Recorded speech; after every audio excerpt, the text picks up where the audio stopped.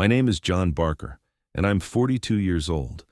I'm writing this from a motel room somewhere in rural Montana where the paint peels off the walls and the ice machine hums all night like a dying animal. The people who are looking for me think I'm a domestic terrorist. They think I stole government property. They think I'm a threat to national security. They are not entirely wrong. 6 weeks ago, I broke a Bigfoot out of a federal holding facility buried deep beneath the Olympic Peninsula. I did it knowing I would lose everything, my career, my freedom, maybe my life. I did it anyway, because some cages are not meant to exist, and some beings deserve freedom more than we deserve answers. The FBI has my photo on every news channel. The Department of Interior has agents tracking me across 3 states. My ex-wife Rachel called once, her voice tight with confusion and betrayal. My son Kael has not called at all, though I hope he understands someday why I did this. I was a veterinary specialist before all this started. I worked with exotic animals, specialized in primates and large mammals. I spent years at research facilities and zoos, believing I was helping advance science and conservation. I was good at my job. I was also good at ignoring the ethical lines I crossed every single day. 18 months ago, I accepted a position at a classified facility that officially does not exist. The pay was exceptional. The location was remote. The work was described as critical to national security. I signed documents that threatened me with treason charges if I ever spoke about what I saw there. I should have asked more questions. I should have wondered why a veterinarian needed top-secret clearance. I should have recognized that desperation makes people accept things they would normally refuse. But I was drowning in my own failures back then. My marriage had collapsed. My son would not speak to me. I needed to believe I could still do something meaningful with my life, even if that something was buried underground where no one could see it. The facility was called Site 17. It sat beneath what looked like a forestry research station, hidden behind chain-link fences and concrete barriers. Inside, they kept creatures that most people believe are myths. They kept them in cells. They studied them. They hurt them. And I helped. I kept them alive so the scientists could continue their experiments. I monitored their health so they would not die before the research was complete. I told myself I was just doing my job, following orders, staying professional. Then I met the Bigfoot they called Subject 12. I learned his real name was Kael. I watched him suffer in an 8x12 concrete cell. I saw the intelligence in his eyes, the grief, the slow suicide of captivity. I saw my own son in that cell.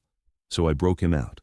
I disabled the security systems. I incapacitated the guards. I stole a vehicle and drove into the wilderness with a dying Bigfoot, in the passenger seat while helicopters circled overhead. Now they are hunting me. And I'm writing this down because someone needs to know the truth about what our government does in places that do not have names. This is what happened. This is why I had no choice. I was not always the kind of person who breaks federal laws. 18 months before the extraction, I was just another burned-out veterinarian trying to outrun his failures. My marriage to Rachel ended badly. Not with screaming or affairs, but with the slow realization that we had become strangers sharing an address. She wanted a partner who came home at reasonable hours and remembered anniversaries. I wanted to disappear into my work, where success was measurable and controllable. Our son Kael was 16 when we separated. He took it hard, harder than either of us expected. I got every other weekend and holidays, which felt like mercy at the time. I was not ready to be a full-time father. I had never really been ready. Rachel was a high school counselor, patient and present in ways I never managed. Kael needed stability. I told myself I was doing the right thing by stepping back, by letting him have the parent who actually showed up. The truth was simpler and uglier. I chose my work because it was easier than choosing him. I specialized in exotic animal medicine, specifically primates and large predators. I worked at the San Diego Zoo for 5 years, then moved to NIH primate research facilities. The work was technical and solitary, perfect for someone trying to forget that his family had collapsed and his son would not return his calls. I threw myself into research with the kind of desperation people mistake for dedication. I worked 60-hour weeks. I volunteered for the difficult cases, the dying animals, the ones no one else wanted to touch. I told myself I was pursuing scientific advancement. Really, I was running from everything I had broken. The job offer came through a former colleague at NIH, a classified position at a remote facility, exceptional pay, full benefits, housing provided. The work involved caring for rare specimens in a secure research environment. They needed someone with my specific experience and my willingness to work in isolation. I should have asked what kind of specimens. I should have wondered why the job posting never appeared publicly. I should have questioned why the interview happened in a windowless office in Arlington with men who never gave their full names. But I was desperate for a fresh start, desperate to escape the apartment where I ate frozen dinners alone and ignored calls from my son's therapist, desperate to believe I could still do something important with my life. I accepted the position without asking enough questions. I signed the non-disclosure agreements without reading them carefully. I agreed to terms that included federal prison time if I ever revealed what I saw at the facility. The recruiter told me I would be saving lives. He told me the work was critical to national security. He told me I would be part of something bigger than myself.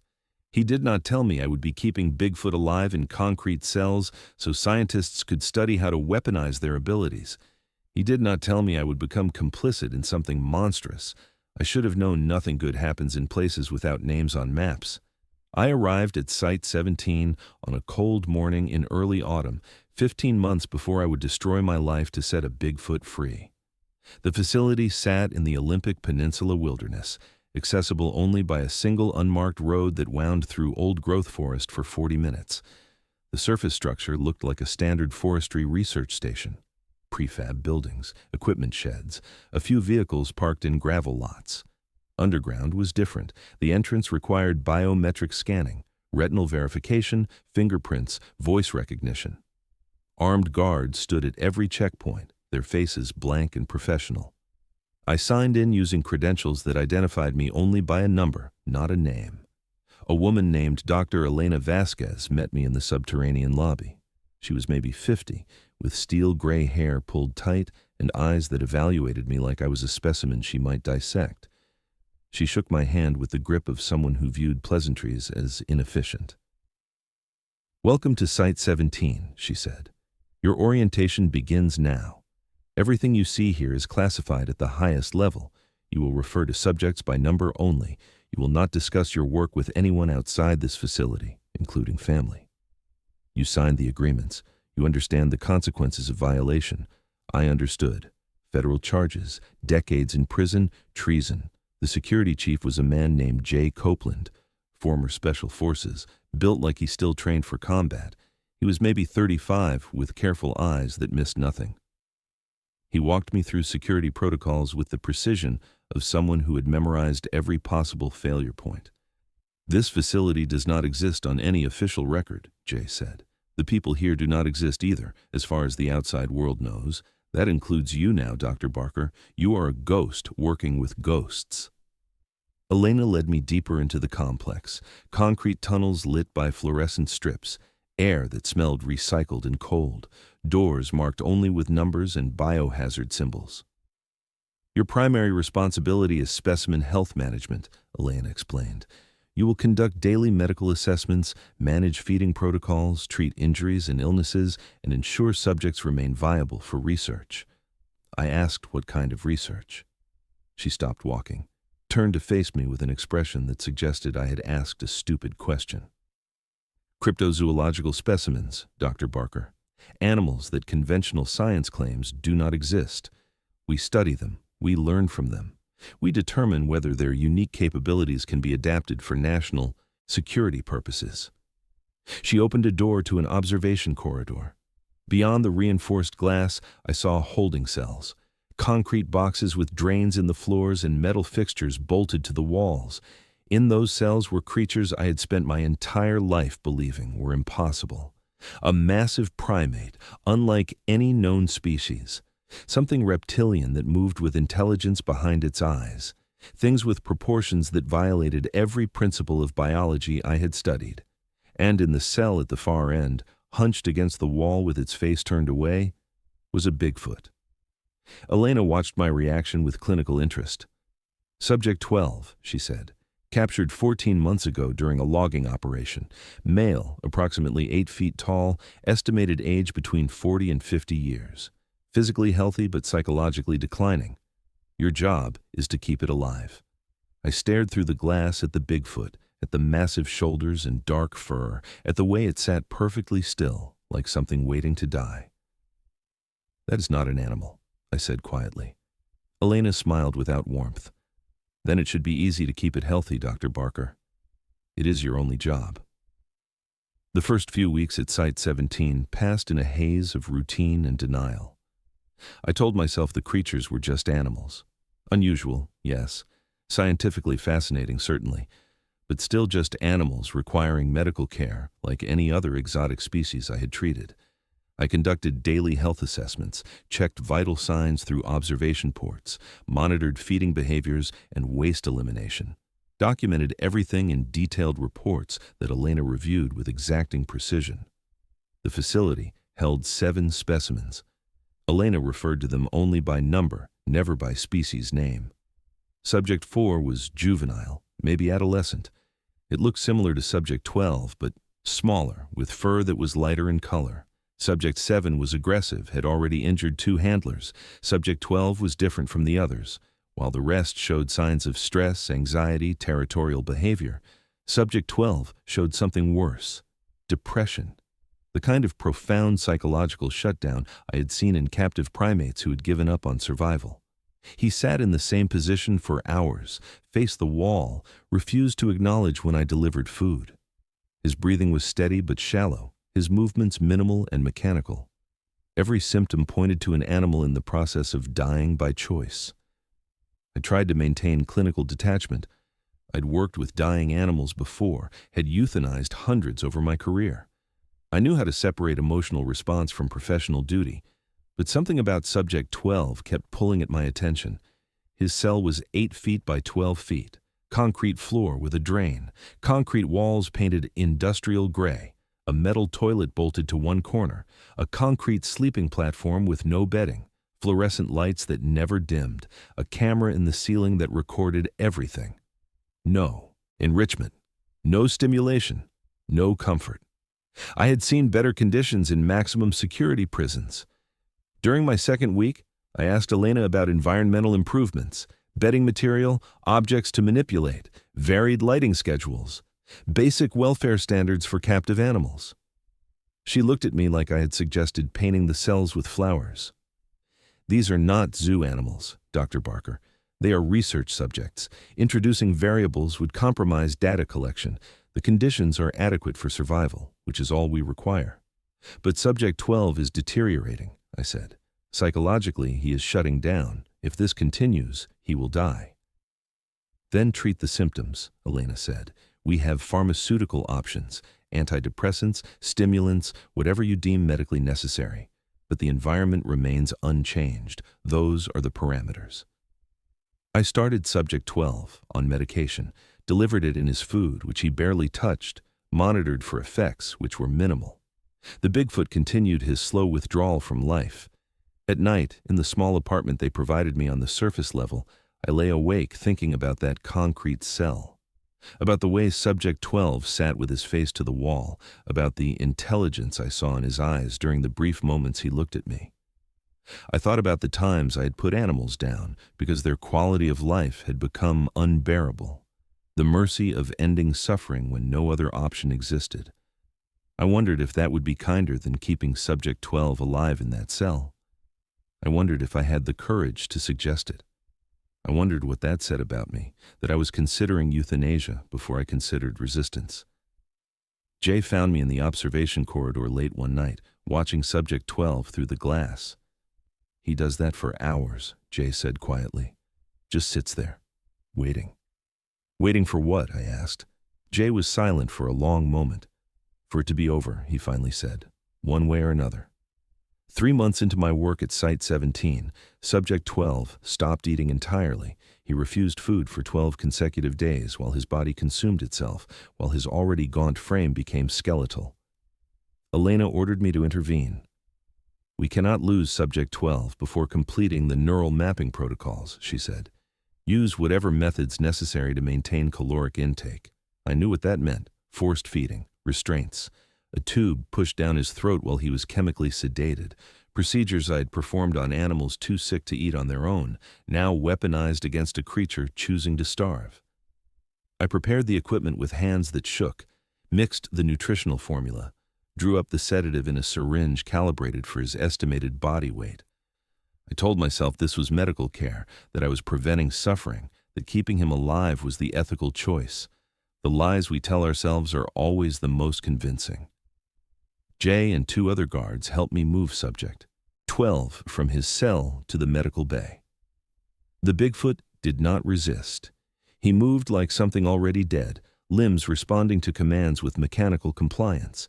His eyes were empty, focused on nothing. We positioned him on the examination table, applied the restraints. I administered the sedative and watched his massive body relax into chemical unconsciousness. I inserted the feeding tube with practiced efficiency, delivered the formula directly into his stomach, monitored his vitals throughout the procedure. Everything went perfectly from a technical standpoint. Then, Subject 12 opened his eyes.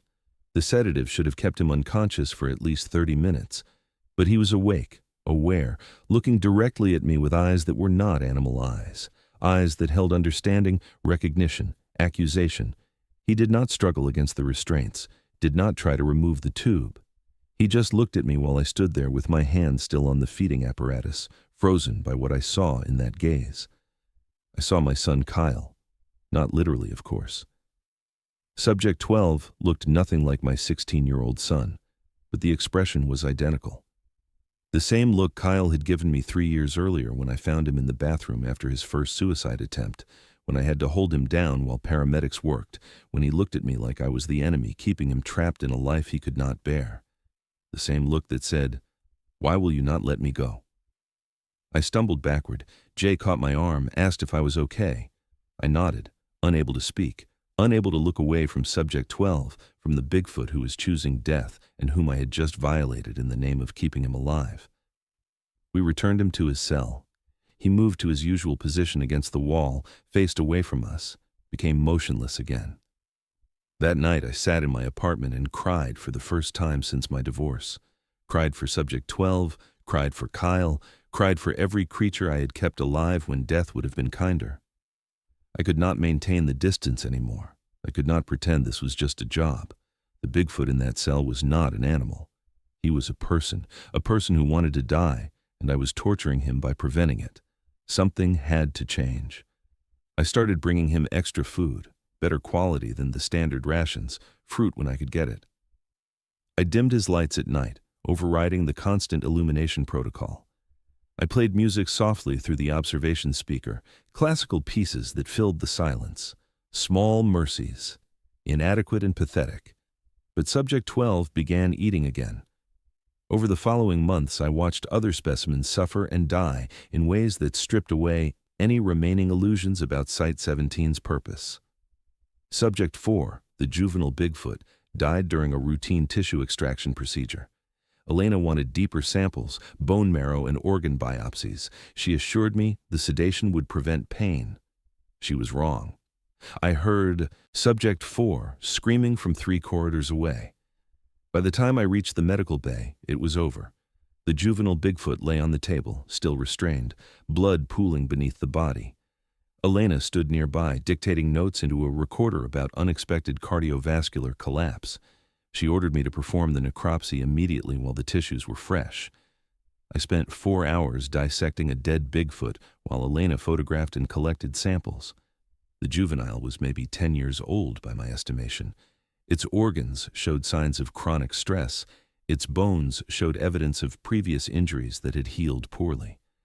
This one had been in captivity for over a year, long enough to develop ulcers, long enough to stop growing properly, long enough to die during a procedure that should have been survivable. I asked Elena if the research was worth it, if what we learned justified what we did. She looked at me with something like pity. "We are reverse engineering millions of years of evolutionary advantages, Dr. Barker. These creatures possess abilities that could revolutionize military operations. Thermal regulation, enhanced strength, sensory capabilities beyond human range, near perfect stealth. If we can understand the biological mechanisms, we can replicate them. You want to weaponize Bigfoot, I said. I want to protect American lives, she corrected. These specimens represent strategic assets. Studying them is a matter of national security. Subject 7 became violent after that. The aggressive Bigfoot had always been difficult, but after Subject 4's death, he attacked anyone who approached his cell, broke a guard's arm, nearly killed a researcher who got too close during feeding. Elena made the decision quickly. Subject 7 represented an unacceptable risk. He would be euthanized. I argued against it, said we could sedate him more carefully, could modify our approach, could give him more space. Elena dismissed every suggestion. You will perform the euthanasia, Dr. Barker. It is your job. I went to Subject 7's cell with the lethal injection already prepared. The Bigfoot watched me through the observation window, his eyes burning with rage and fear. He knew what was coming. I could see the understanding in his expression. I administered the injection remotely through the feeding port, watched Subject 7 collapse, watched his breathing slow and stop, watched another creature die because we decided his life mattered less than our convenience. Jay found me afterward, sitting in the corridor outside the cell. This is wrong, I said. All of this is wrong. Jay sat down beside me. We were silent for a long time. People like us do not get to decide what is right, he finally said. We just do what we are told and try to sleep at night. What if I cannot sleep anymore? I asked. Then you are finally paying attention, Jay said quietly. Most people here stopped sleeping months ago. That night I started planning. Not consciously at first, just thinking about possibilities, about security protocols and guard rotations, about where the cameras had blind spots, about how someone might extract a Bigfoot from an underground facility if they were desperate enough and stupid enough to try. Just theoretical planning. Just thoughts. Until Elena announced that Subject 12 was scheduled for neural mapping in 3 months, a procedure that required complete brain dissection, fatal by definition. Then, the planning became real. I began communicating with Subject 12 deliberately, using techniques I had learned working with primates, simple gestures, cause and effect demonstrations, consistent patterns that indicated intention rather than random behavior. I started by bringing him objects, smooth stones from the surface, pieces of wood, items he could manipulate and arrange. I watched through the observation window as the Bigfoot, as Subject 12, examined each object with careful attention. He began creating patterns, arrangements of stones that repeated specific formations, circles, lines, groupings that seemed intentional. I brought him chalk, left it in his cell overnight. The next morning, the wall held drawings, crude but purposeful, figures that looked like Bigfoot, like his own species, landscapes with mountains and trees, images that told stories. I photographed everything secretly, hiding the evidence in my apartment. Elena noticed the changes. Subject 12 is showing increased engagement, she noted during a staff meeting. Environmental enrichment appears to be improving psychological stability.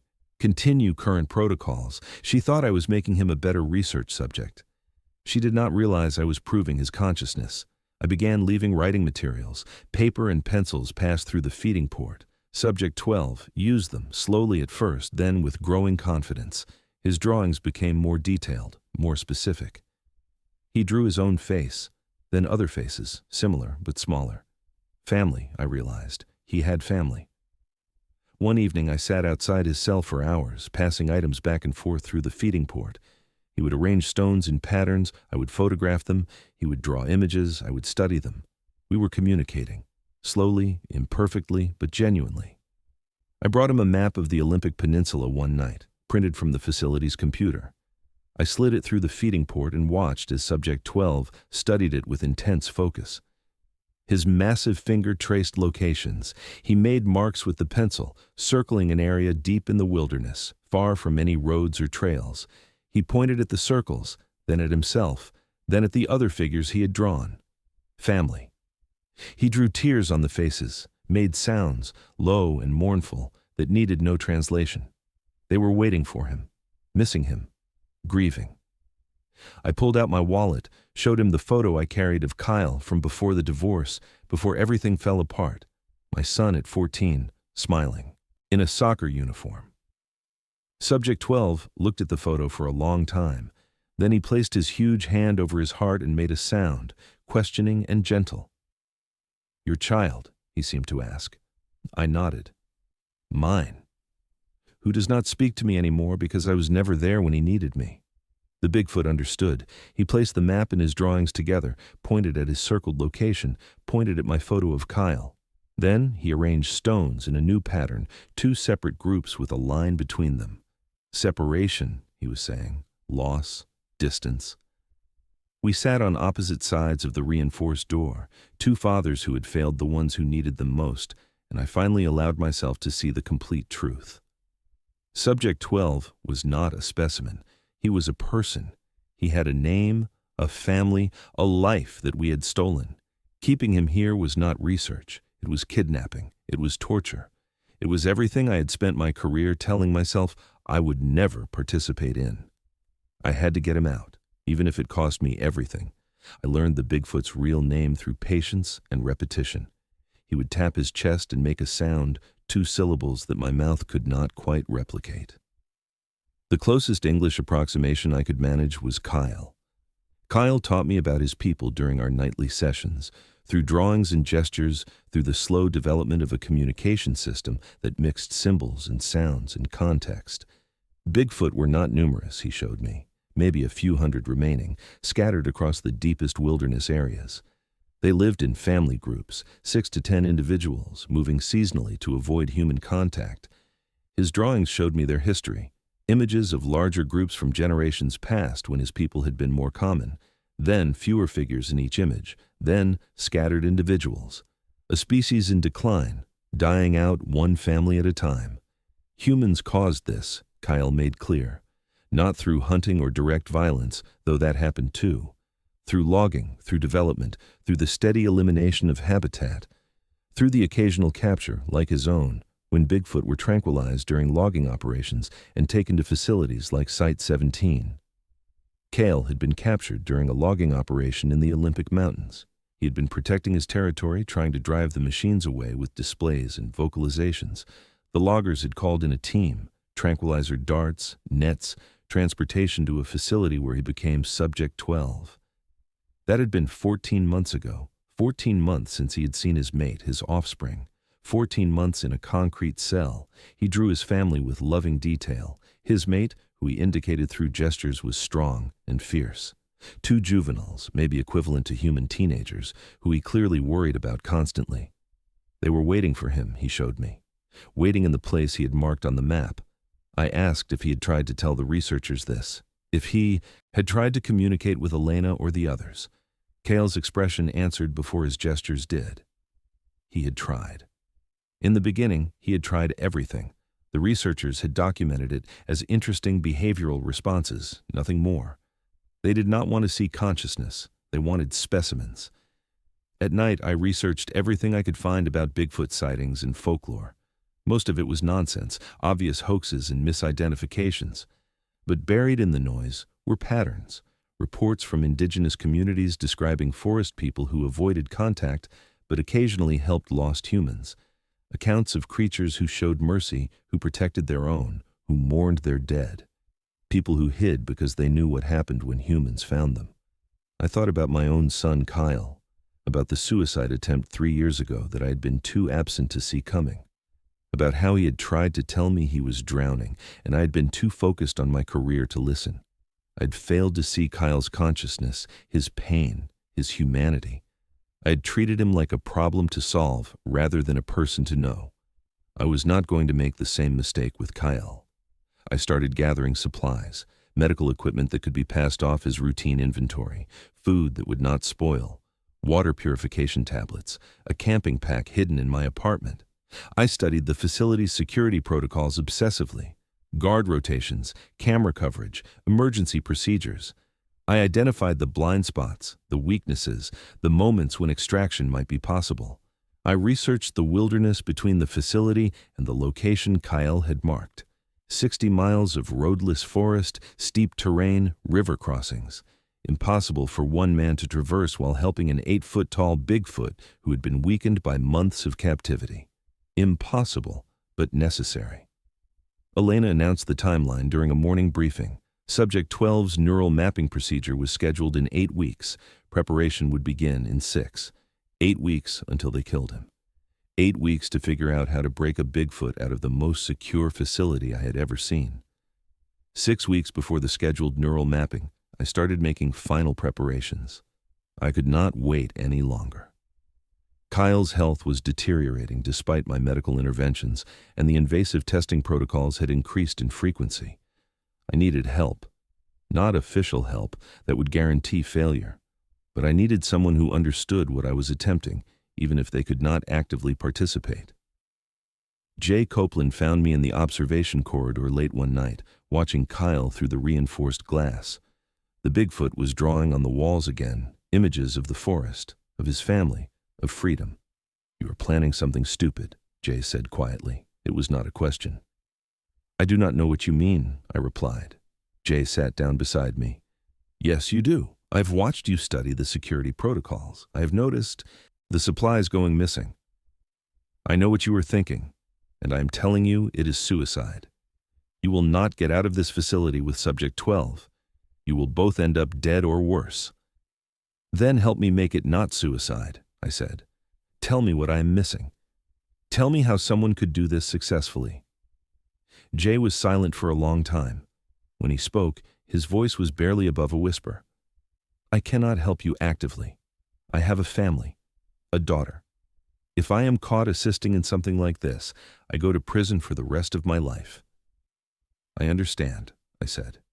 "But," Jay continued, "I can tell you that the camera in the North Service Tunnel has been malfunctioning lately. Maintenance keeps fixing it, but it goes offline for a few minutes every night around 3 a.m. I can also tell you that the emergency exit in that tunnel leads to a surface door that is only monitored by one guard during night shifts, and that guard is usually dealing with perimeter checks around that time." He stood up to leave, then paused. "And I can tell you that if someone were to stage a medical emergency requiring Subject 12's cell to be opened during a night shift, when minimal staff were present, and if that person had sedatives that could be administered without leaving obvious evidence, and if that person had a vehicle already positioned at the north exit with fake plates and a full tank of gas, well, I cannot imagine how anyone could stop them." Jay walked away without looking back. I sat in the corridor processing what he had told me, processing the fact that I had an ally, even one who could not openly act. That night I contacted someone I had not spoken to in years, an old colleague from my zoo days who had left conventional research to work in wildlife conservation, someone who understood the ethical complexities of captivity and freedom. I sent a carefully worded email asking about wilderness areas in the Olympic Peninsula, about how someone might navigate off-trail, about what supplies would be essential for an extended backcountry trip. The response came 12 hours later. Detailed information, trail maps, GPS coordinates for water sources and potential campsites, and a final line that told me my colleague understood what I was really asking. "Some animals cannot survive in captivity," the email said. "Sometimes the kindest thing is to help them go home, regardless of the personal cost." I printed everything, studied the routes, memorized the coordinates. I visited Kael that evening and showed him the maps, showed him the route I planned to take, the timeline, the risks. I needed him to understand this might fail, that we might both die in the attempt. Kael looked at the maps, at the marked location where his family waited, then at me. He placed his massive hand against the glass between us. The gesture needed no translation. "Whatever happens, this is better than dying in this cell." I scheduled my night shift for 2 weeks out, the shift where I would either free Bigfoot or destroy everything I had left. The night of the extraction was cold and moonless, the kind of darkness that feels absolute beyond the reach of artificial light. I reported for my shift at 10 p.m. carrying nothing unusual, acting normal. Jay was on duty. We did not speak beyond the required check and procedures, but our eyes met briefly. He knew what was happening tonight. He had positioned himself to help without leaving evidence of complicity. The The facility ran with minimal staff during night shifts, one researcher monitoring data collection, 2 guards on patrol, me and medical bay. Elena was off-site. Most of the day shift personnel were sleeping in their surface-level apartments. At 2:30 a.m., I began the sequence I had rehearsed mentally 100 times. I accessed Kael's cell through the medical monitoring system, triggered an alert indicating cardiac arrhythmia. The alarms brought the on-duty researcher running. I met her in the corridor outside Kael's holding area, wearing my most convincing expression of professional concern. Subject 12 is showing signs of acute cardiac distress, I said. I need to open the cell for emergency medical intervention, or we will lose him before the neural mapping. The researcher hesitated. Protocol required authorization from Elena for any cell breach. But Elena was 2 hours away, and the monitors showed what looked like a genuine medical emergency. I prepared the sedative, I said, holding up a syringe. I just need you to authorize the door release so I can administer it and stabilize him. She made the call, overrode the locks. The door to Kael's cell slid open with a hydraulic hiss. I stepped inside, syringe ready, moving with practiced medical efficiency. Kael sat against the wall, exactly where I had told him to wait, playing his role perfectly. The researcher watched from the doorway as I approached the Bigfoot, as I made a show of checking his vital signs, as I prepared to administer the sedative that would supposedly stabilize his cardiac rhythm. Then I turned and injected the researcher instead. She went down fast, the sedative hitting her system before she could react. I caught her as she fell, lowered her gently to the floor. She would wake up in a few hours with a headache and no permanent damage, but she would wake up to a destroyed career and federal charges for authorizing the breach. I tried not to think about that. Tried not to think about all the people I was about to hurt to save one Bigfoot. Kael stood, massive and ready. I handed him the pack I had hidden in the medical bay, filled with supplies and maps. He slung it over his shoulder with practiced ease. We moved fast through the corridors. Jay's intelligence had been perfect. The camera in the North Service tunnel was offline. The hallways were empty. We reached the emergency exit without encountering anyone. Then the alarm started. Someone had found the researcher. The facility went into immediate lockdown. Doors began, sealing automatically. I could hear boots pounding on concrete, guards responding to the breach. We ran. Kael moved with surprising speed despite his weakened condition, ducking through doorways, following my lead through the maze of corridors. We reached the north exit just as the lockdown sequence reached our section. Jay was there. He stood by the door controls, hand on the override, eyes meeting mine with an expression that held regret and resolution. "Go," he said simply, and he hit the override. The door slid open. Cold air rushed in, carrying the scent of forest and freedom. Kael did not hesitate. He went through the door, and I followed. Behind us, Jay sealed the door again, buying us seconds, maybe minutes, destroying his own career to give us a chance. We emerged into the forest. I could hear shouting, vehicles starting, the facility mobilizing. I had a truck positioned a quarter-mile away, hidden in the trees. We ran through darkness toward freedom or death, or something in between. We reached the truck with helicopter searchlights cutting through the trees behind us. I had parked it 3 days earlier during a supply run, hidden under camouflage netting in a small clearing off the access road. The keys were under the seat where I had left them, the tank full, a second pack of supplies in the truck bed. Kael climbed into the passenger seat, his massive frame barely fitting, his breathing labored from the run. I started the engine and drove without headlights, navigating by memory and moonlight through the Forest Service roads. Behind us, the facility was fully mobilized. I could see lights, hear engines, knew that within minutes they would have vehicles on every access road and helicopters tracking our heat signature from above. I drove for 20 minutes before hitting the main highway, turned north, away from the facility, away from Seattle, toward the deeper wilderness. Kael sat silent beside me, one huge hand braced against the dashboard, watching the forest pass outside the windows.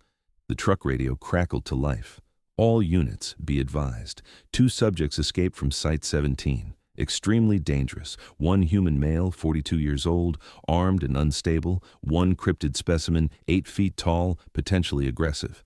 Do not approach without backup. Use lethal force if necessary. They were calling Kael a specimen, calling me a terrorist, painting us both as threats that needed to be eliminated. I turned off the radio. We drove through the night. I avoided major roads, stuck to back highways and logging routes. The helicopter appeared twice, searchlight sweeping the trees. Both times I killed the engine, and we sat in darkness until it passed. Kael was fading. I could see it in the way he held himself, in his shallow breathing, in the fever flush visible even under his dark fur.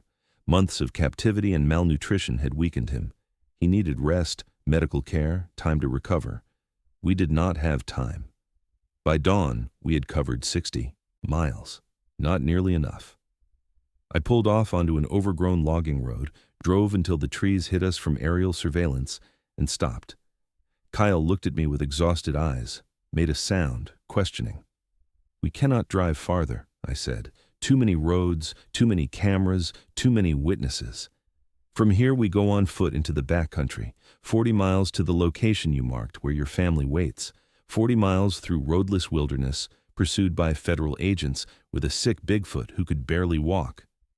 Impossible." Kael touched my shoulder, made a sound that somehow conveyed both gratitude and apology. I grabbed both packs from the truck. We left everything else. The vehicle would be found within hours, would tell them which direction we had gone, but it would also tell them we had abandoned motorized transport, which might buy us time while they searched roads instead of trails. We walked into the forest as the sun rose behind us.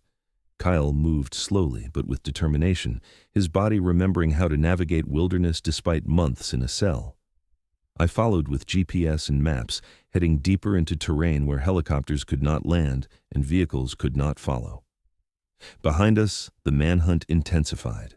Ahead of us, 40 miles of mountains and rivers and uncertainty. But beside me walked a Bigfoot heading home, and that, somehow, made the impossible worth attempting. We walked for 6 hours before Kael collapsed. His legs simply gave out and he went down hard, his massive body crashing through undergrowth. I checked his vital signs with shaking hands: fever, dehydration, respiratory distress. He was dying. Not slowly, not eventually. Now. I made camp where he fell, could not move him, could not carry 800 pounds of unconscious Bigfoot. I set up the tent over him as best I could, started an IV line, administered antibiotics from my stolen medical supplies. And I waited. We spent 3 days in that makeshift camp while Kael fought off respiratory infection and his body slowly remembered how to function outside captivity. I rationed our supplies, kept him hydrated through the IV line, and listened for helicopters that passed overhead every few hours. On the second day, Kael opened his eyes and looked at me clearly for the first time since the escape. He made a sound, questioning and weak. "You're sick," I said. "Pneumonia, probably. Your immune system is compromised from months in that cell. We need to stay here until you can walk." Kael reached out, touched my arm with gentle pressure. Then he pointed at himself, then into the forest, made a gesture that clearly meant, "Go without me." I shook my head. We leave together or not at all. He tried to argue through gestures and sounds, told me I was risking too much, that I should run while I could, that saving him was not worth destroying my life. I thought about my son Kael, about all the times I should have stayed and chose to leave instead, about how I had prioritized everything except the people who needed me most. "Not this time," I said. "I am not leaving you to die alone in the woods after breaking you out of prison. We finish this together." Kael's eyes held something I can only describe as understanding. He relaxed back against the ground, conserved his energy, focused on healing. I spent those days learning more about Bigfoot culture through our limited communication. Kael taught me how his people moved through the forest, how they avoided human detection, how they found food and water in terrain that looked barren to my inexperienced eyes. He showed me how to read the forest through sound, the difference between wind in trees and helicopters in the distance, the pattern of bird calls that indicated human presence, the way small animals reacted to predators versus Bigfoot, who apparently inspired less fear in wildlife than humans did. On the third day, Kael could stand, walk a few steps, enough to continue. We broke camp and pushed deeper into the wilderness. The terrain grew steeper, the trees older, the signs of human presence fewer. We were entering the true backcountry now, places where few people ventured even in summer. My GPS showed we had covered maybe 15 miles. 25 remained. At our current pace, 3 more days minimum, but the manhunt was intensifying. I picked up radio chatter on the emergency band. Federal agents were coordinating with local law enforcement. They had found the truck. They knew our direction. Search teams were being deployed on foot with tracking dogs. They were calling me a domestic terrorist now, claiming I had stolen bioweapon research, suggesting I might be planning an attack. The narrative had shifted from escaped prisoner to active threat. My photo was on every news channel.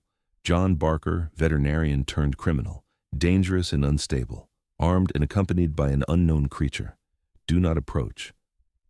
I wondered if Kael had seen the news, if Rachel had called him, if they were watching together, trying to understand how I had gone from absent father to fugitive. I wondered if they would ever understand that I was finally trying to do something right. That night we camped beside a stream. Kael caught fish with his bare hands, a display of speed and coordination that amazed me even in my exhausted state. We ate raw fish and filtered water and tried to rest while knowing the search teams were closing in. Kael drew in the dirt beside the fire, images of his family, of the place we were heading. Then he drew 2 figures, one Bigfoot and one human, side by side. Friends, he seemed to be saying. Brothers, I added to his drawing, drew a smaller human figure, separate from the others. My son, I said, who I failed, who I'm trying not to fail anymore by doing this right. Kael nodded slowly, placed his hand over his heart, then gestured to me. A salute of understanding between 2 fathers trying to be better than they had been. On the 5th day, in the wilderness, we encountered Kael's people, not his immediate family, but others of his kind. 3 Bigfoot who materialized from the forest like shadows becoming solid, moving with the kind of silence that seemed impossible for creatures their size. They surrounded us before I realized they were there. 2 males and 1 female, all massive, all watching me with expressions that mixed curiosity and threat. Kael made sounds I had never heard from him before, vocalizations that ranged from low rumbles to high whistles. Communication. Language. A conversation I could not understand but could recognize as complex and intentional. The largest male approached me, while the others flanked Kael. I stood very still, aware that I was completely defenseless, that these creatures could kill me instantly if they chose. The male leaned close, studying my face with eyes that were disturbingly intelligent. He made a sound, questioning. Kael responded with a long series of vocalizations, gesturing at me, at himself, back toward where we had come from, telling them what happened, explaining me. The male stepped back, conferred with the others. They spoke in their language for several minutes while Kael waited, and I tried not to look as terrified as I felt. Finally, the female approached. She looked at me with what might have been approval or might have been warning, I could not tell. Then she gestured for us to follow. They led us deeper into the mountains, moving at a pace that left me gasping and stumbling. Kael stayed beside me, offered support when I faltered, made sounds that might have been encouragement. We traveled for hours, climbing terrain that grew increasingly remote. We reached their camp as the sun set, a hidden valley sheltered by rock walls and old-growth forest. More Bigfoot were there, maybe 15 or 20 total. A community. They watched me with varying levels of suspicion and interest. Some made sounds that were clearly hostile, others seemed merely curious. Children, juveniles, peeked from behind adults with eyes that held the universal look of young creatures encountering something new. Then, 2 Bigfoot broke from the group and rushed toward Kael, a female and 2 juveniles running with obvious emotion, his family. I watched Kael reunite with his mate and offspring, watched them embrace with a tenderness that transcended species, and felt something in my chest break open. This was why. This moment of reunion, of family restored, of love that had survived separation. This was worth everything I had lost. Kael's mate approached me cautiously. She was nearly as tall as him, powerfully built, with eyes that evaluated me with intelligent wariness. She made sounds, questioning. Kael responded, gesturing at me repeatedly, explaining. She studied me for a long moment, then did something I did not expect. She touched my shoulder gently, made a sound that conveyed gratitude. She understood. I had brought her mate home. The juveniles were less cautious. They circled me with obvious curiosity, made sounds that seemed like questions. One touched my pack, fascinated by the manufactured materials. The other tried to communicate, making gestures similar to ones Kael had used. The community debated my presence. I could not understand their language, but I understood the gestures, the tones, the body language. Some wanted me gone immediately, saw me as a security risk. Others argued for mercy, pointed at Kael, gestured to indicate that I had helped him. The debate continued into the night while I sat by a fire, exhausted and uncertain. Kael stayed beside me, made it clear he was protecting me, that any who wanted me gone would have to go through him first. Finally, the eldest Bigfoot, a massive male with gray-streaked fur, approached. He studied me for a long time, then made a decision I could see in his expression. I could stay, for now, but I was being watched. I spent 2 weeks living among the Bigfoot community, an experience that fundamentally changed my understanding of consciousness and culture. They debated my presence constantly. Some, approached with curiosity, allowed me to observe their daily activities, seemed to accept that I meant no harm. Others kept their distance, watched me with suspicion that never faded. I learned that Kael's name meant something like protector or guardian in their language. His mate was Nera, fierce and intelligent. Their offspring were adolescents, equivalents to human teenagers, full of energy and curiosity about the strange human their father had brought home. The community lived in a way that blended primitive and sophisticated. They had shelters built from branches and bark, structures that showed engineering knowledge and aesthetic consideration. They maintained food caches, preserved meat and plants, using techniques that indicated planning and cooperation. They communicated constantly, not just vocalizations, but gestures, facial expressions, body language that conveyed complex ideas. I watched them discuss hunting strategies, debate territorial boundaries, teach juveniles skills and knowledge. This was culture. Civilization measured not by technology but by capacity for cooperation, for teaching, for caring for their vulnerable. I provided medical care to the community. Several had injuries or illnesses that I could treat with my limited supplies, a juvenile with an infected wound, an elder with arthritis I could ease with anti-inflammatories, a female recovering from a difficult birth. They accepted my help cautiously at first, then with growing trust. I was useful. That mattered to them. Kael recovered his strength during those weeks. Proper food, clean water, the comfort of family, all combined to restore what captivity had stolen. I watched him transform from the broken creature in the concrete cell to something vital and whole. One evening, he took me to a part of the valley I had not seen before, a cave entrance hidden behind vegetation leading to a chamber that held their history. Wall paintings similar to ones I had seen in the facility's files from other capture sites, but these were more extensive, more detailed. The history of Bigfoot people rendered in pigment and charcoal. The paintings showed their decline, images of larger communities from generations past when their people had been numerous, then smaller groups, then scattered families, then solitary individuals trying to survive alone. Kael showed me paintings of humans, loggers, hunters, researchers, each image accompanied by scenes of Bigfoot fleeing, hiding, dying. A history of persecution rendered in art. He showed me the most recent paintings, crude drawings of a building, of metal structures, of Bigfoot in cages. He pointed at these, then at himself. Someone had painted his capture, his imprisonment, his absence. Then Kael added new images. He painted a human figure beside a Bigfoot, both moving through forest. He painted reunion, family restored. He painted hope. The elder who had allowed me to stay approached while I studied the paintings. He made sounds, gestures, pointed at the images of humans causing harm, then at me. Kael responded, clearly defending me. The elder listened, then made a decision I could see in his expression. He pointed at me, then at the paintings, then made a gesture that combined showing and protecting. He was asking me to be a witness, to remember what I had seen, to carry knowledge of their existence and their dignity. but also to protect them, to keep their location secret, to ensure their survival through silence rather than exposure. I understood. I nodded. Made my own gestures of agreement. Some truths I had learned are too dangerous to share. Some beings deserve protection more than they deserve discovery. I would keep their secret. I would be a witness who chose silence.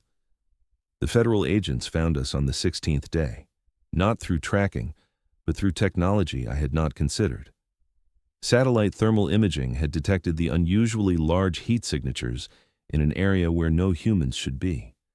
The helicopters came at dawn, 3 of them flying low over the valley, searchlights cutting through the morning mist. The Bigfoot community scattered instantly, moving with practiced efficiency born of generations avoiding human contact. Kael found me before I could reach my pack. His expression held urgency and something like sorrow. He made sounds, gestures, clearly telling me to run, to hide, to escape while I could. But I shook my head. Running would just draw the agents deeper into the valley, lead them to the community's hiding places. Someone had to stay, had to be caught, had to redirect their attention. "I'm not running anymore," I said. "I am done running from things." Kael understood. He pulled me into an embrace, this massive Bigfoot holding me with surprising gentleness.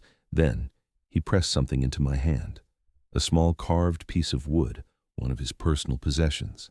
A gift, a memory, proof that that had been real.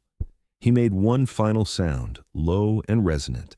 Then he melted into the forest with his family, disappearing so completely it was like they had never existed. I walked out into the clearing as the helicopters landed. Federal agents poured out, weapons raised, shouting commands. I put my hands up, dropped to my knees, assumed the position of surrender. They tackled me anyway, slammed me face first into the dirt, wrenched my arms behind my back, zip-tied my wrists so tight I lost feeling in my fingers. Someone was shouting about securing the area, finding the creature, establishing a perimeter. They would not find anything. The Bigfoot were already gone, vanished into terrain they knew intimately and humans could barely navigate. The community would scatter, regroup elsewhere, continue surviving as they had for generations. An agent pulled me to my feet. Middle-aged man with cold eyes and a federal badge. "John Barker, you are under arrest for theft of government property, destruction of federal assets, domestic terrorism, and violations of the Endangered Species Act," he said. "You have the right to remain silent."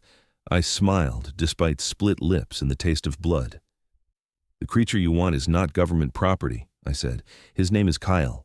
He has a family. He has rights. And you will never find him." The agent hit me. I went down, ears ringing, vision blurring. They dragged me to the helicopter, threw me inside, lifted off before I could fully recover. Through the window, I caught one last glimpse of the valley, empty, peaceful, showing no signs of the community that had lived there. Perfect. They flew me to Seattle, processed me through a federal facility I did not recognize, interrogation rooms, bright lights, questions asked over and over in slightly different ways. Where is the specimen? How many others are there? What did you do with the biological samples? Who are you working with? What foreign government is funding you? I answered nothing, invoked my right to silence, let them spin theories about terrorism and espionage and biological weapons. Let them look everywhere except the truth, that I had freed a person who deserved freedom, that I had witnessed a culture worth protecting, that some secrets are acts of love rather than treason. After 72 hours of interrogation, they gave me a phone call. I called Kael. "Dad," he said, and his voice broke something in me that all the questions had not touched. "I'm sorry," I said, "for everything. For all the years I was not there, for being absent when you needed me, for choosing work over you again and again, silence on the line." Then, quietly, I saw the news. "I do not understand what you did, but you risked everything for someone who needed you. That is not something the dad I knew would have done." "People change," I said. "Sometimes we learn how to show up. Sometimes we learn it too late. But we learn." They held me in a federal detention center in Seattle while preparing the charges. My court-appointed attorney was young and terrified, overwhelmed by the scope of the case. domestic terrorism, theft of classified materials, bioterrorism, espionage. Each charge carried decades in prison. The evidence against me was overwhelming. Video footage of me disabling guards, testimony from facility staff, the sedated researcher who had authorized Kael's cell breach, Jay Copeland, who told them everything about my planning while carefully omitting his own assistance. I understood why Jay cooperated. He had a daughter to protect. I held no resentment. The media coverage was intense. Some outlets painted me as a dangerous radical who had stolen military research. Others questioned what exactly Site 17 had been researching, why a veterinarian would commit domestic terrorism over an animal specimen. The conspiracy theories multiplied. Some people believed I had freed Bigfoot, claimed to have evidence, demanded government transparency. Most dismissed them as crazy, as attention seekers exploiting my case. The truth stayed hidden. The community in the valley had vanished. Satellite imagery showed nothing unusual. The federal agents who had pursued me found no evidence of Bigfoot presence beyond my own claims. Kael visited me in detention 3 weeks after my arrest. We sat across from each other in a visitation room, separated by plexiglass, speaking through phones that recorded everything. He looked older than 17, tired and serious, with Rachel's eyes and my stubborn jaw. "Mom told me not to come," he said. "She thinks you are crazy. She thinks you had a breakdown and invented this whole story about Bigfoot to justify what you did." I nodded. "Most people will think that." "But I remember," Kael continued, 3 years ago when I tried to. You found me in the bathroom. You looked at me like you were seeing me for the first time, really seeing me. And you stayed with me for 3 days straight, never left my side in the hospital." "I remember," I said quietly. "You changed after that," Kael said. "You started calling more, showing up more, trying to be there even though we both knew it was too late to fix everything. But you tried." His voice cracked slightly. "Did you really break Bigfoot out of a government lab, Dad?" I looked at my son through the plexiglass. Thought about all the lies I could tell, all the ways I could frame this as something other than the truth. "Yes," I said. "His name was Kael. He had a family waiting for him. He was dying in a concrete cell, and I could not watch that happen again. Not to him. Not to anyone." Kael nodded slowly, like he was processing information he had suspected, but not confirmed. "Was it worth it?" he asked. "Losing everything for someone you barely knew?" I thought about Kael's embrace before he disappeared into the forest, about watching him reunite with his mate and offspring, about the trust the elder had placed in me to witness and protect rather than expose. "Yes," I said, "some things are worth sacrificing for. Some beings deserve our protection more than our curiosity. I spent most of my life getting that wrong. I finally got it right once." Kael smiled, small and sad. "They're going to lock you up for a long time, Dad." "I know. Mom says you could get 30 years if convicted on all charges." "Probably," I agreed. He was quiet for a moment, then he said something that made the years ahead feel bearable. "I'm proud of you. For whatever that is worth, I'm proud that my dad did something right even when it cost him everything. That is worth everything, Kael. Thank you." We talked for the full hour aloud, the most honest conversation we had ever had. He told me about school, about therapy, about learning to live with depression rather than being consumed by it. I told him about Kael, about the community in the valley, about learning presence from creatures who existed in margins most humans never saw. When our time ended, Kael pressed his hand against the plexiglass. I matched it from my side, our palms separated by barriers neither of us had built, but both of us had learned to navigate. "I will write," he said, "every week, so you know you are not alone." 6 months after my arrest, I sat in federal court while prosecutors laid out their case. They had decided against terrorism charges after all, the narrative too difficult to sustain without explaining Site 17's existence. Instead, theft of government property, destruction of federal assets, assault on federal employees, still decades in prison, still the end of any normal life. My attorney negotiated for a plea deal, cooperation in exchange for reduced sentences.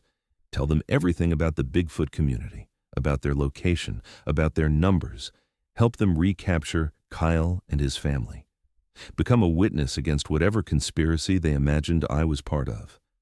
I refused every offer. The prosecution called witnesses. Researchers from Site 17 testified about my increasingly erratic behavior in the months before the extraction. Elena Vasquez described me as unstable, obsessed with Subject 12, unable to maintain professional boundaries. She never mentioned the brain dissection she had scheduled, never explained why keeping a dying creature alive in a concrete cell was considered normal professional behavior. Guards testified about the violence I had used during the escape. The researcher I had sedated described waking up to find her career destroyed because she had trusted me. Jay Copeland, granted immunity, described my questions about security protocols, my gradual shift from compliance to resistance, all of it true, all of it damning. Then, my attorney called our only witness, an expert in cryptozoology, a researcher who studied indigenous accounts of forest people, of creatures that existed in the spaces between known and unknown. The prosecution objected repeatedly. The judge sustained most objections, but enough testimony entered the record to plant seeds of doubt. What if John Barker had actually found Bigfoot? What if Site 17 was real? What if the government was hiding evidence of cryptid research? The conspiracy theories that had simmered since my arrest exploded across social media. People demanded transparency. Congressional representatives called for investigations. Environmental groups questioned what happened in classified facilities on public lands.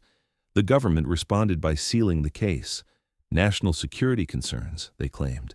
Classified information that could not be revealed in open court. The trial would continue in closed sessions, evidence would be redacted, outcomes would be sealed. They were trying to bury everything. My case, Site 17's existence, any hint that Bigfoot research had occurred. But information leaks. Always. Someone, I never learned who, released documents to the press, partial files from Site 17 showing budget allocations for cryptozoological research, requisition orders for specialized containment equipment, personnel records listing positions like cryptid veterinary specialist. Not proof of Bigfoot, not evidence that would convince skeptics, but enough to keep questions alive, enough to make the government's denials sound hollow. The judge reached a verdict after 4 days of deliberation, guilty on multiple counts, sentencing scheduled for 2 months out. I stood to hear the verdict without emotion. I had known this outcome was inevitable, had accepted it the moment I decided to open Kael's cell. But before the judge could dismiss the court, something unexpected happened. Kael stood from the gallery, 17 years old, and trying so hard to be brave. "Your Honor," he said, his voice shaking but clear. "Can I say something?" The judge looked startled but nodded. "My dad was absent most of my life," Kael said. "He chose his work over his family. He missed my childhood because he was more interested in animals than people. He was a terrible father." I closed my eyes, accepting the truth. "But he changed," Kael continued. "When I tried to kill myself 3 years ago, something broke in him. He started showing up, he started trying, and when he saw someone else suffering the way I had suffered, someone trapped and dying and alone, he could not walk away. He sacrificed everything to do one right thing after decades of wrong choices." Kael's voice grew stronger. "Is that terrorism? Is that theft? Or is that someone finally learning what matters and having the courage to act on it even when it costs him everything?" The courtroom was silent. The judge's expression was unreadable. "Thank you," she said finally. "That will be noted for the record." Court dismissed. As they led me back to detention, I looked back at my son. He was crying, but he smiled. And I understood that whatever sentence I received, I had already won something more valuable. I had finally been the father my son deserved. Even if it happened too late. Even if it cost me everything. The judge sentenced me to 15 years in federal prison with possibility of parole after 10. Lenient, considering the charges. The prosecution was furious. They wanted 30 years minimum. But something had shifted in public opinion. The leaked documents, Kael's testimony, the government's obvious efforts to seal everything, all combined to create sympathy for my case. People questioned what I had actually stolen, why the government refused to explain, whether the charges matched the crime. I was not a hero. I had committed real crimes, had hurt real people. The guards I injured, the researcher who lost her career, Jay, whose immunity deal came with permanent damage to his reputation. I owned that harm. But I was also not the terrorist the prosecution wanted me to be. I served my time in a medium security facility in California. The days passed slowly, measured in routine and visits from Kael. He wrote every week as promised, came to see me monthly. We built something we should have built when he was younger, a relationship based on honesty rather than avoidance. Rachel never visited, but she stopped blocking my calls to Kael. Small mercy, but meaningful.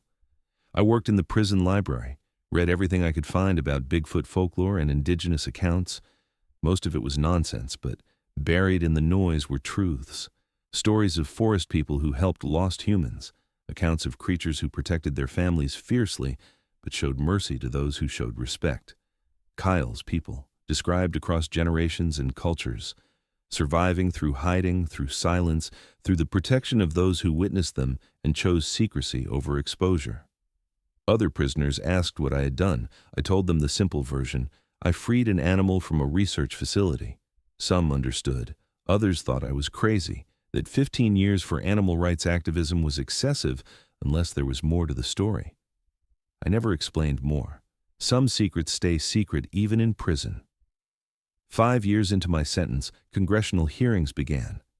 Environmental groups had sued for transparency about Site 17, for information about cryptid research on public lands, for accountability about classified programs.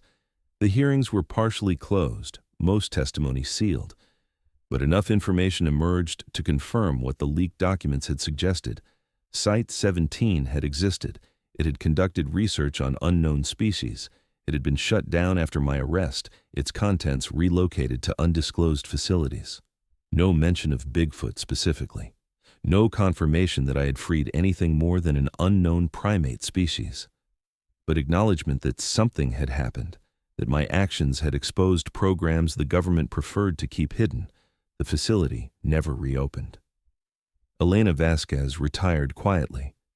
The guards and researchers scattered to other positions, their work at Site 17 erased from official records. Kael and his community remained hidden. Satellite surveillance occasionally detected thermal anomalies in the Olympic Peninsula, but nothing conclusive, nothing that justified investigation. The Bigfoot had learned long ago how to avoid detection. My brief exposure had not compromised that. Kael graduated high school, then college.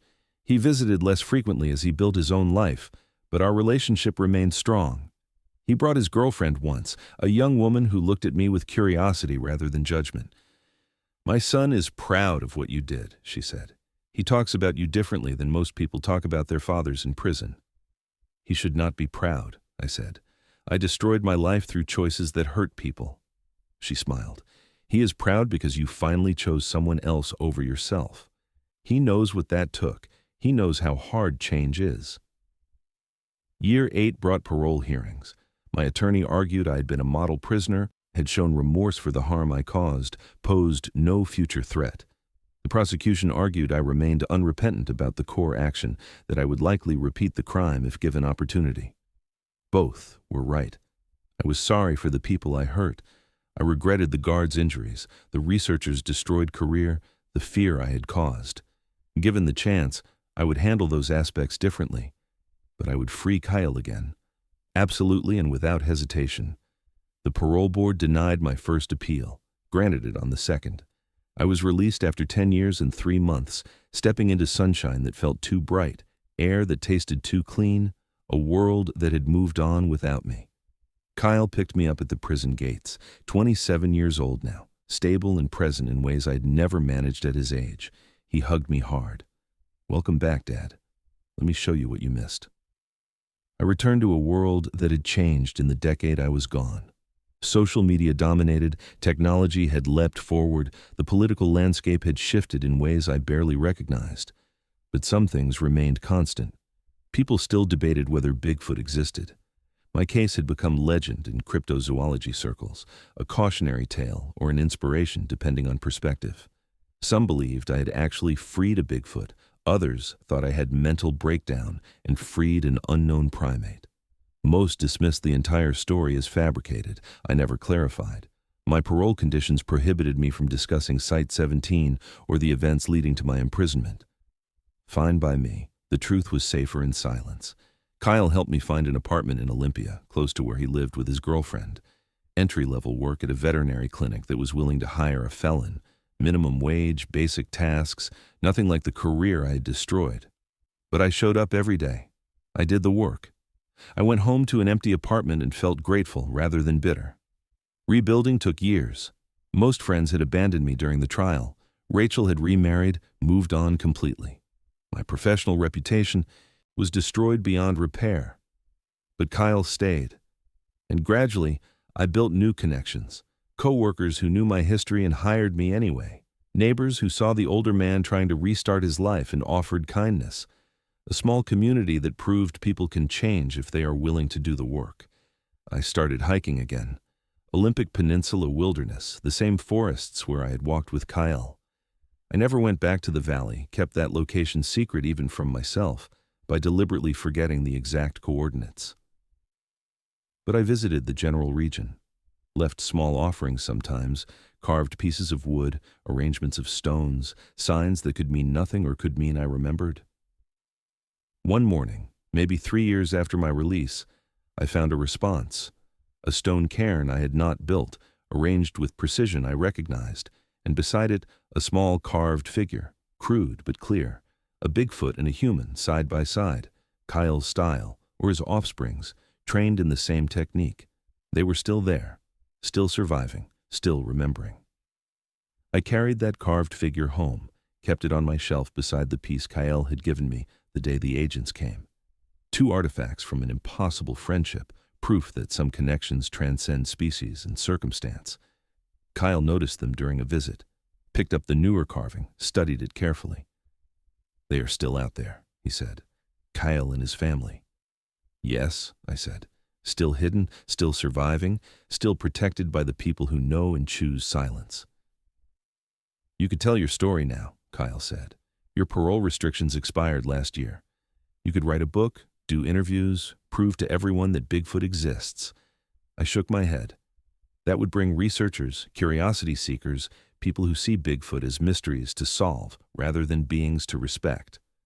Kael trusted me to witness and protect. I will not betray that trust for validation or vindication. Kael smiled. "That is why you were the right person to free him, Dad. You understand that some stories are more valuable untold." We sat together in comfortable silence, father and son, both understanding that the best choices are often the ones nobody else will ever know about.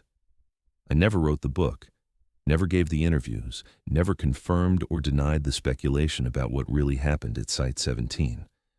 I just lived quietly, showed up for work, maintained relationships with people who mattered, visited the forest occasionally, and left signs that I remembered. Carried the knowledge that somewhere in the wilderness, a community of Bigfoot continued existing because I had chosen protection over exposure. Some might say I wasted my life, threw away career and freedom for an animal, spent 10 years in prison for nothing. But they did not see Kael reunite with his family, did not watch his offspring grow strong and free, did not witness the trust in the elder's eyes when he asked me to be keeper of secrets. They did not understand that some things are worth sacrificing for, that some beings deserve our silence more than our testimony. I broke Bigfoot out of a federal holding facility. They came after me. They caught me. I served my time. And I would do it all again, exactly the same way, without hesitation or regret.